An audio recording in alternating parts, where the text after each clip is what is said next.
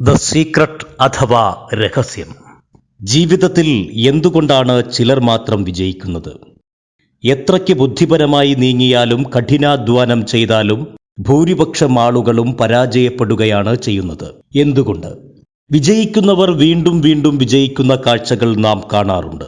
അതുപോലെ തന്നെയാണ് പരാജയപ്പെട്ടവർ വീണ്ടും വീണ്ടും പരാജയത്തിന്റെ പടുകുഴിയിലേക്ക് വീണുപോകുന്ന കാഴ്ചകളും സർവ്വസാധാരണമാണ്. എന്തുകൊണ്ട്? ഇതിന് പരിഹാരമില്ലേ? ഈ ചോദ്യങ്ങൾക്കുള്ള ഉത്തരമാണ് റോണ്ട ബ്രൈൻ എഴുതിയ ദ സീക്രട്ട് എന്ന പുസ്തകം.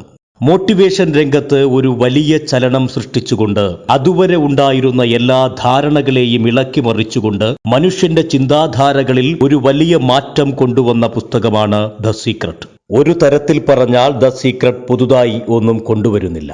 നമ്മുടെ വേദഗ്രന്ഥങ്ങളും മഹാന്മാരായ ചിന്തകരും പറഞ്ഞിട്ടുള്ള കാര്യങ്ങൾ, അവയിൽ മനുഷ്യൻ മറന്നുപോയ ചില കാര്യങ്ങൾ, പലരും രഹസ്യമാക്കി വച്ചിട്ടുള്ള ചില കാര്യങ്ങൾ, എവിടെയൊക്കെയോ നഷ്ടപ്പെട്ടു പോയ ചില കാര്യങ്ങൾ ഒക്കെ ഗവേഷണം ചെയ്ത് അവതരിപ്പിക്കുകയാണ് റോണ്ട ബ്രൈൻ. തിന്മയ്ക്കു പകരം നന്മയെ ആകർഷിക്കുക. ജോൺ അസറഫ്. ഇവിടെയാണ് പ്രശ്നം.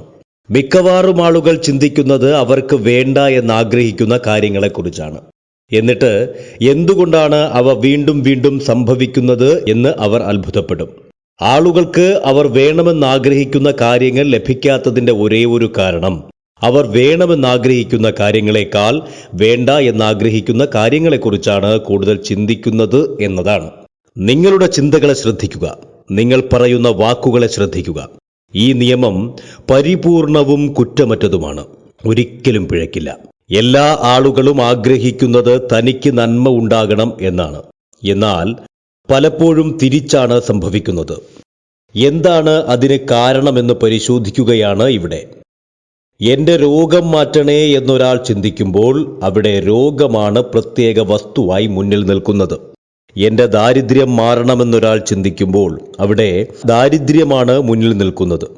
ഇങ്ങനെ നെഗറ്റീവായ കാര്യങ്ങൾ മാറണം എന്നൊരാൾ ആഗ്രഹിക്കുമ്പോൾ നെഗറ്റീവായ കാര്യങ്ങൾ കൂടുതൽ നമ്മളിൽ നിന്നും പ്രകൃതിയിലേക്ക് സംപ്രേഷണം ചെയ്യുന്നു. പ്രകൃതി തിരിച്ച് നമുക്ക് അതുതന്നെ നൽകുന്നു. അതിനു പകരം ഇനി പറയുന്ന കാര്യങ്ങൾ ചിന്തിക്കണമെന്നാണ് ദ സീക്രട്ട് എന്ന പുസ്തകത്തിൽ പറയുന്നത്. എനിക്ക് സുഖമുണ്ടാകണേ, എനിക്ക് സമ്പത്തുണ്ടാകണേ, എനിക്ക് നന്മയുണ്ടാകണേ. ഇങ്ങനെ പൂർണ്ണമായി നല്ല കാര്യങ്ങൾക്ക് വേണ്ടി ആഗ്രഹിക്കുക. നിങ്ങൾ എന്തിനെക്കുറിച്ച് പറയുന്നുവോ അതിനെ സാക്ഷാത്കരിക്കുന്നു. അതുകൊണ്ട് അത് വീണ്ടും വീണ്ടും സംഭവിക്കുന്നു. ആകർഷണ നിയമത്തിന് വേണം എന്ന ആഗ്രഹം അല്ലെങ്കിൽ വേണ്ട എന്ന ആഗ്രഹം എന്ന വിവേചനമില്ല. നിങ്ങൾ ഏതിലെങ്കിലും മനസ്സ് കേന്ദ്രീകരിക്കുമ്പോൾ അത് എന്തുതന്നെയാകട്ടെ അതിനെ നിങ്ങൾ സാക്ഷാത്കരിക്കുകയാണ് ചെയ്യുന്നത്. നിങ്ങൾ വേണമെന്നാഗ്രഹിക്കുന്ന ഒന്നിൽ മനസ്സ് കേന്ദ്രീകരിക്കുമ്പോൾ, ആ ശ്രദ്ധ മനസ്സിൽ നിലനിർത്തുമ്പോൾ, ആ നിമിഷത്തിൽ പ്രപഞ്ചത്തിലെ ഏറ്റവും വിശിഷ്ടമായ ശക്തി കൊണ്ട് നിങ്ങൾ അതിനെ വിളിച്ചു വരുത്തുകയാണ്. അരുത്, വേണ്ട, ഇല്ല എന്നുള്ളതുപോലെയുള്ള നിഷേധാത്മകമായ വാക്കുകൾ ആകർഷണ നിയമം കണക്കിലെടുക്കുകയില്ല. നിഷേധാത്മകമായ വാക്കുകൾ നിങ്ങൾ സംസാരിക്കുമ്പോൾ ആകർഷണ നിയമം ഗ്രഹിച്ചെടുക്കുന്നത് ഇങ്ങനെയായിരിക്കും. എൻ്റെ ശത്രു നശിക്കണം എന്ന് ഒരാൾ പ്രാർത്ഥിക്കുമ്പോൾ അവിടെ ശത്രു എന്ന വാക്കാണ് മുന്നിൽ നിൽക്കുന്നത്. അതുകൊണ്ട് വീണ്ടും വീണ്ടും ശത്രുക്കൾ വർദ്ധിച്ചു വരും. അതിനു പകരം എനിക്ക് മിത്രങ്ങൾ ഉണ്ടാകണം എന്ന് ആഗ്രഹിക്കുക. അപ്പോൾ മിത്രങ്ങൾ എന്ന വാക്കിന് ആഭിമുഖ്യം ലഭിക്കുമ്പോൾ കാലക്രമേണ മിത്രങ്ങൾ വർദ്ധിക്കും. ഒരു ആൺകുട്ടി ബൈക്ക് വാങ്ങി. പലപ്പോഴും ഓവർ സ്പീഡിലായിരുന്നു അവന്റെ യാത്ര. ഇതിഷ്ടപ്പെടാതിരുന്ന അവന്റെ അമ്മാവൻ പലരോടും അവൻ ഏതെങ്കിലും ഒരു അപകടത്തിൽപ്പെടുമെന്ന് പറഞ്ഞുകൊണ്ടേയിരുന്നു. ഒരിക്കൽ അങ്ങനെ സംഭവിക്കുകയും ചെയ്തു. ആ കുട്ടി അപകടത്തിൽപ്പെട്ടു. അതും അമ്മാവന്റെ വീടിന്റെ മുന്നിൽ വെച്ച് തന്നെ. അപകടം പറ്റിയ അനന്തിരവനെ ആശുപത്രിയിൽ എത്തിക്കുന്നതിനു പകരം അയാൾ ഓടി നടന്ന് തൊട്ടടുത്ത വീടുകളിലെത്തി താൻ പറഞ്ഞതു തന്നെ സംഭവിച്ചു എന്ന് അറിയിച്ചുകൊണ്ടിരുന്നു. ഇങ്ങനെയാണ് ചിലരൊക്കെ. സംഭവിക്കാൻ പാടില്ലാത്തതാണെങ്കിലും അത് തങ്ങളുടെ സാമർഥ്യമായി കരുതി മറ്റുള്ളവരോട് പറഞ്ഞുകൊണ്ടിരിക്കും. അപ്പോഴും അപകടത്തിൽപ്പെട്ട അനന്തിരവന്മാർ നിരത്തിൽ ചോര വാർന്നു കിടക്കുകയായിരിക്കും. ചിന്തിക്കുന്നതും പറയുന്നതും യാഥാർത്ഥ്യമായി തീരും. അതിനാൽ പോസിറ്റീവായി മാത്രം ചിന്തിക്കുകയും പോസിറ്റീവ് വാക്കുകൾ പ്രയോഗിക്കുകയും ചെയ്യുക.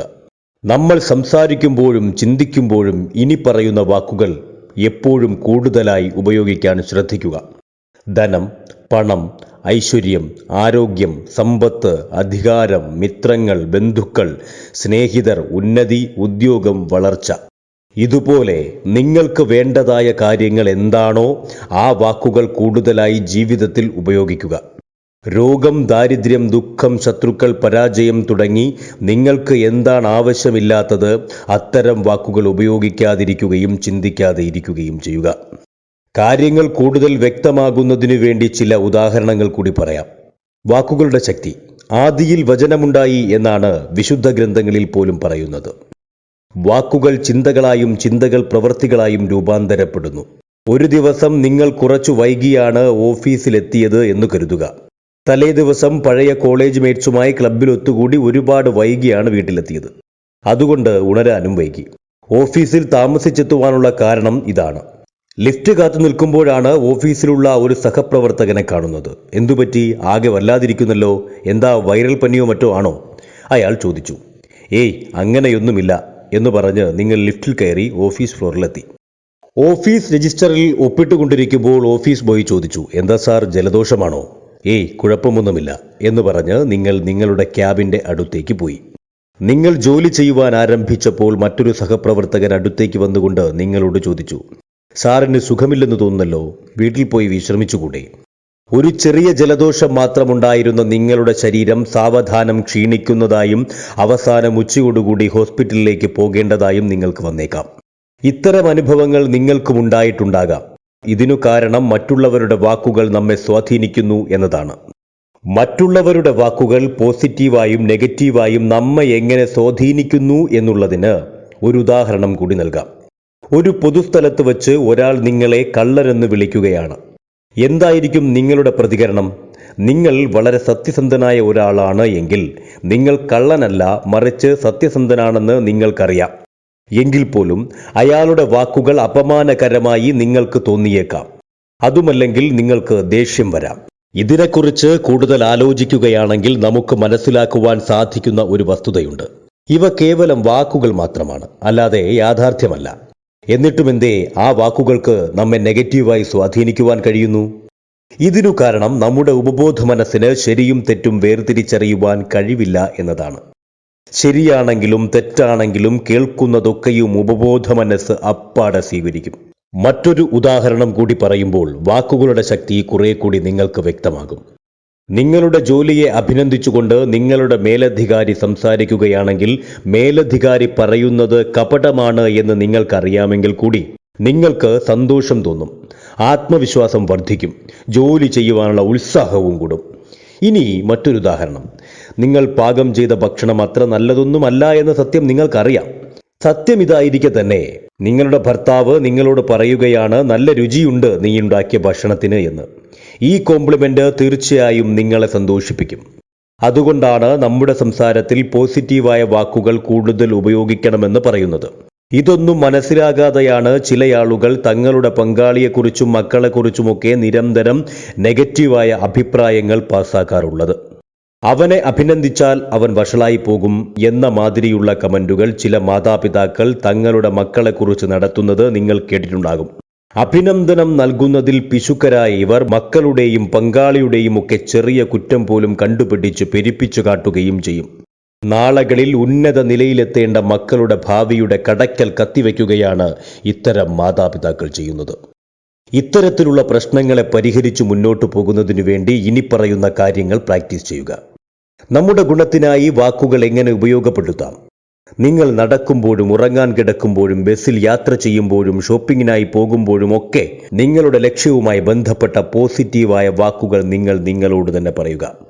ഉദാഹരണത്തിന്, ശരീരഭാരം കുറയ്ക്കുവാൻ ആഗ്രഹിക്കുന്ന വ്യക്തിയാണ് നിങ്ങളെങ്കിൽ നിങ്ങളോട് തന്നെ മനസ്സിൽ പറയുക, ഓരോ ദിവസവും എൻ്റെ ഭാരം കുറഞ്ഞു വരികയും ഞാൻ കൃത്യമായ തൂക്കത്തിൽ എത്തുകയും ചെയ്യുന്നു. സമ്പത്ത് വർദ്ധിപ്പിക്കുവാൻ ആഗ്രഹിക്കുന്ന വ്യക്തിയാണ് നിങ്ങളെങ്കിൽ നിങ്ങൾ നിങ്ങളോട് തന്നെ പറയുക, ഞാൻ സമ്പത്തിനെ ആകർഷിക്കുന്നു. ഓരോ ദിനവും എൻ്റെ സമ്പത്ത് വർദ്ധിക്കുന്നു. സമ്പത്ത് വർദ്ധിക്കുന്നതിനാവശ്യമായ ശരിയായ ആശയങ്ങൾ എനിക്ക് ലഭിക്കുന്നു. പഠനത്തിൽ പിന്നോക്കമാണ് നിങ്ങളെന്ന തോന്നൽ നിങ്ങളിലുണ്ടെങ്കിൽ നിങ്ങളോട് തന്നെ പറയുക, ഞാൻ പഠിക്കാൻ മിടുക്കനാണ്, ഉന്നത മാർക്കോടുകൂടി ഞാൻ പരീക്ഷയിൽ പാസ്സാവും.